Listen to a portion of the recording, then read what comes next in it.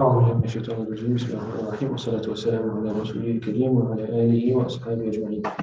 And so we ended on verse hadith number 27. We'll continue from the inshallah. Not much time, so I'm not going to comment too much on the hadith, but we will study the hadith anyway. So Rasulullah sallallahu alaihi wasallam says, as narrated by Nawas ibn Sam'an radiyallahu anhu, عن النبي صلى الله عليه وسلم قال Rasulullah sallallahu alayhi wa sallam said, Al-birru husnul khuluq. Al-birru husnul khuluq. Wal-ithmu ma haka fi sadrika. وَكَرِهْتَ أَن يَطَّلِعَ عَلَيْهِ النَّاسِ. Rasulullah sallallahu alayhi wa sallam says that piety is good character. Piety is husnul khuluq. And we spoke before about حقيقة حسن الخلق, it's the internal drive to manifest certain actions. Like the good character trait of generosity is the internal drive to manifest actions of generous people, like giving to those who are less fortunate, etc. Right? And sharing and things like that. So piety is good character. From the perspective of cultivating internal states that drive one to do all of those things that are manifestations of good character. So let's focus on the inside aspect primarily first. وَالْإِثْمُ مَا حَاكَ فِي صَدْرِكَ. And sin is that which it stirs up your heart. What makes your heart unsettled.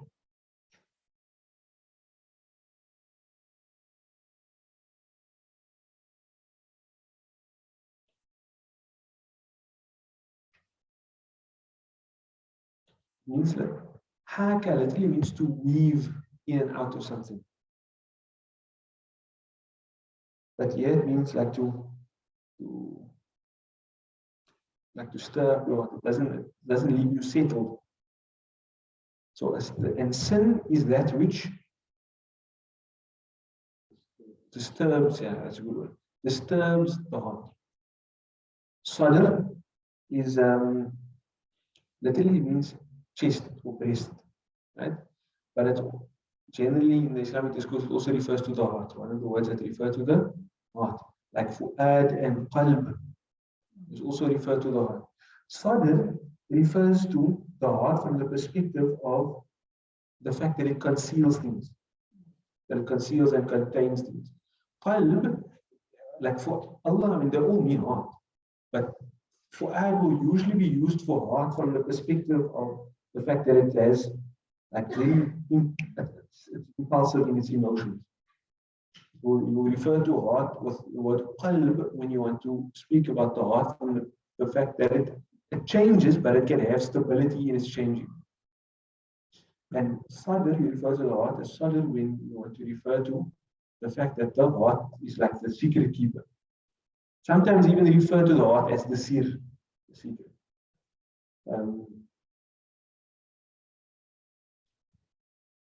So, yeah, sin is that which disturbs the heart. وَكَرِهْتَ أَن يَطَّلِعَ عَلَيْهِ النَّاسِ. And كَرِهْتَ, you would dislike أن يَطَّلِعَ. يَطَّلِعُ means to appear before something. Also use it for to rise, like for the rising of the sun. And you would dislike that people see it, or people appear before it. Yeah. People discover it, you can say.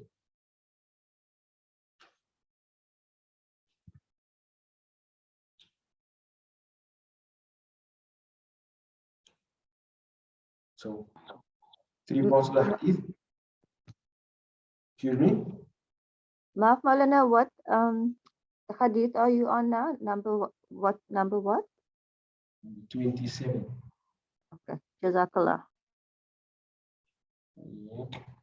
So, Piety is good conduct, and sin is that which disturbs or unsettles the heart, and you would dislike that people come upon it, or people find out about it.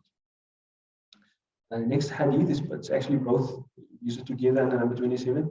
وعن وابصة ابن معبد رضي الله عنه قال أتيت رسول الله صلى الله عليه وسلم فقال وابصة رضي الله عنه, he says that I approached Rasulullah صلى الله عليه وسلم فقال, and then he صلى الله عليه وسلم said, جئت تسأل عن البر, you come to ask about piety. That Rasulullah was telling him, you came to me to ask me about piety, right? It sounds like a statement, but it's like a questioning statement. Like, it's almost like saying, okay, I know why you came. You came to ask me about piety, right? And I think that also speaks about the person that Wabisa was. He was desirous of knowing the ways of doing good deeds. So you come to ask me about piety.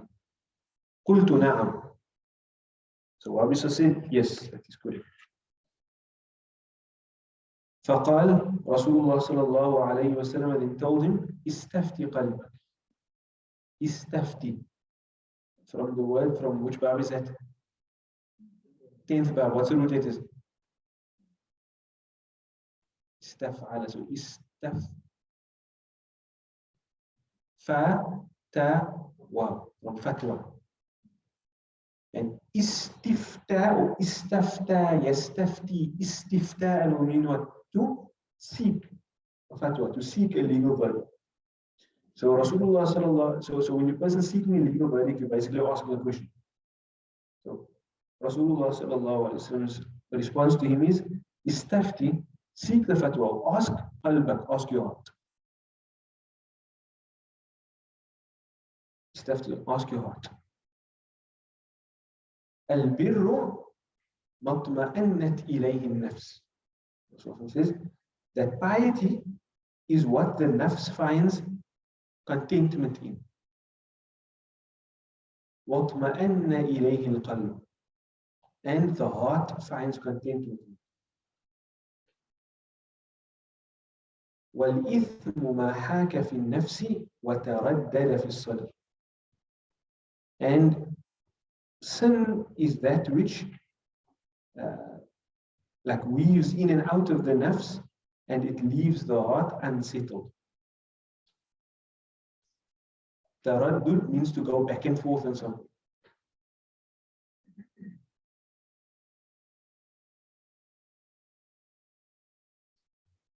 Sorry, excuse me, Maulana.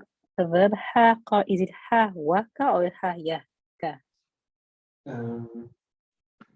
think it could be how. Okay, correct. You can check that. In fact, it's how,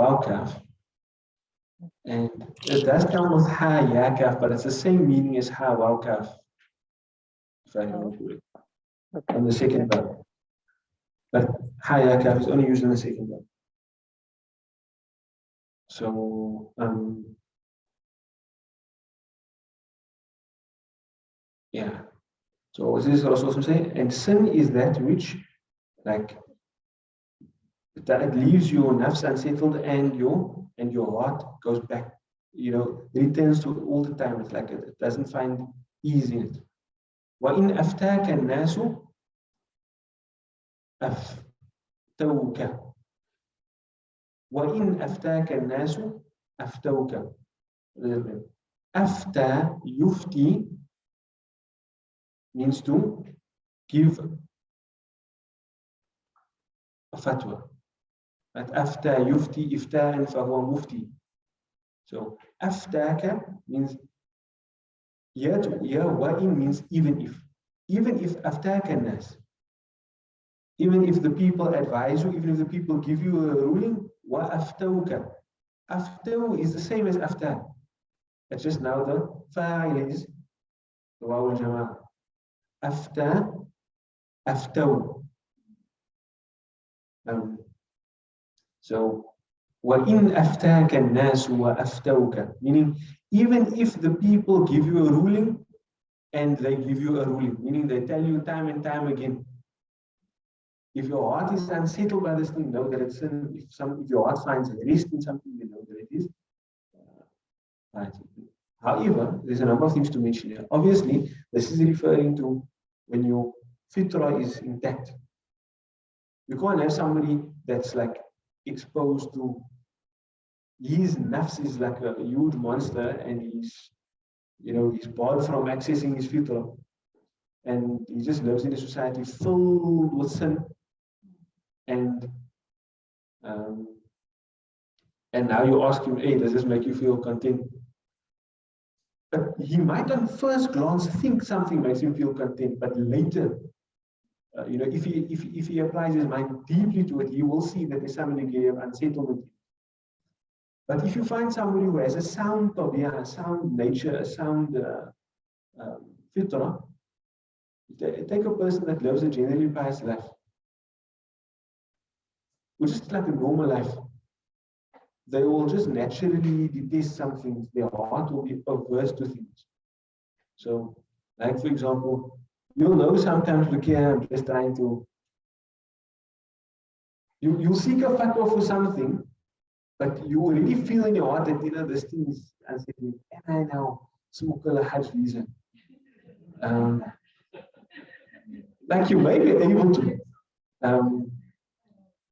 I'm just that's an example that came to mind. But there may be some angle of a ruling that actually permits it. I'm not saying that, but I'm just saying. But you know that you don't feel settled. So a person of sound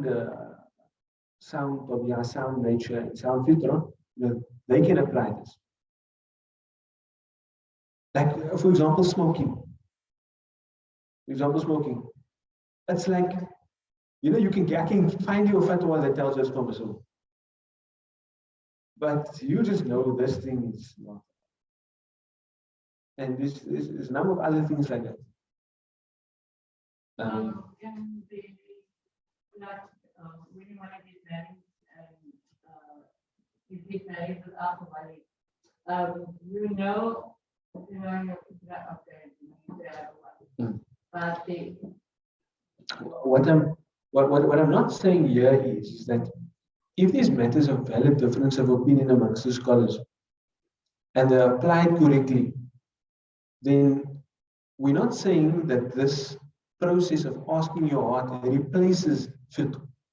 Cannot replace fiqh, right? However, sometimes you're not seeking out the fiqh for the sake of seeking out the fiqh. You're seeking out the fiqh for the sake of justifying something. That's already unsettled. That already unsettles your heart. Then here you should, return to this. Do what makes you feel at peace and at ease. That's important. And it also speaks to something. We might refer to this phenomena as the conscience. Like your conscience pricking you. Right? And the hadith highlights the fact that you must respect that conscience. You must respect that conscience. Now, one of the problems with our society is that they want to deaden their conscience. They want to do things that are wrong, and they want to feel like it's okay for them to do that wrong. Yeah? A person can engage in a sin, and they should actually value the fact that it makes them uneasy. You should actually value the fact that it makes you uneasy. I told you about this boy before, but there was one youngster that I want to speak to who told me like he was having doubts about Islam, stuff like that. And he told me basically, I told you this already, that it was on account of the fact that some certain things are impermissible in Islam. And he wants to do those things. So to me, I look at that, that's an overfed nafs. You can't keep your nafs in check. I don't blame you, but you must make tarbiyah to nafs, right?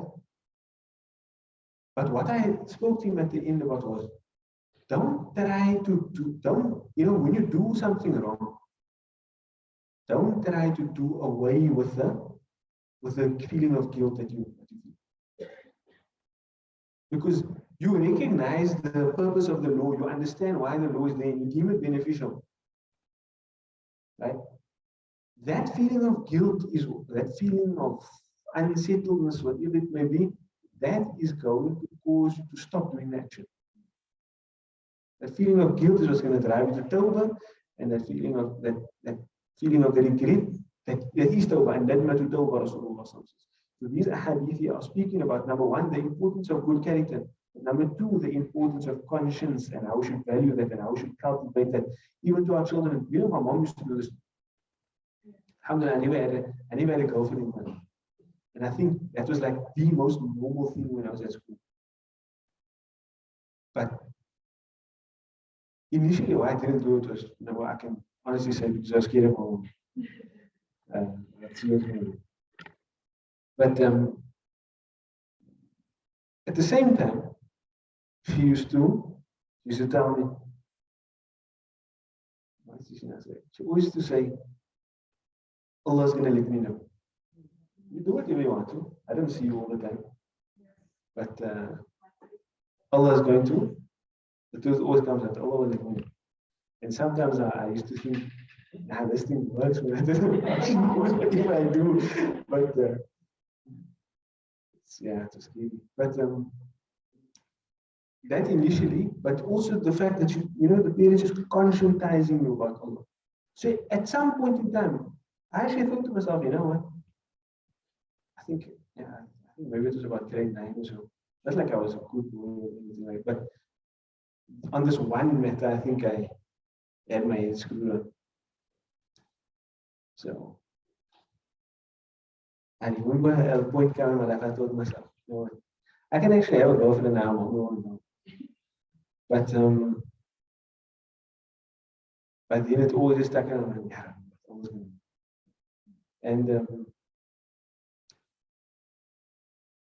And I think that conscience, it's very important. It's extremely important. So it's something that we must cultivate. It's something that we must nurture. Something we must appreciate, and we must also just follow the advice of the hadith and actually follow it in our lives. When something might feel unsettled, just stay away. So Allah subhanahu wa ta'ala guide us to the sufficient quality on that. وَإِنْ أَفْتَاكَ النَّاسُ وَأَفْتَوْكَ, meaning even if you ask, even if people give you a ruling and they give you a ruling, meaning you ask people time and time again, Rasulullah is saying that, like, you might ask a person, or ask another person, trying to find out a way to justify something or whatever, you will know that it's bad by the fact that it leaves you feeling unsettled all the time. So okay. Next thing that I wanted to touch on in Nahu, just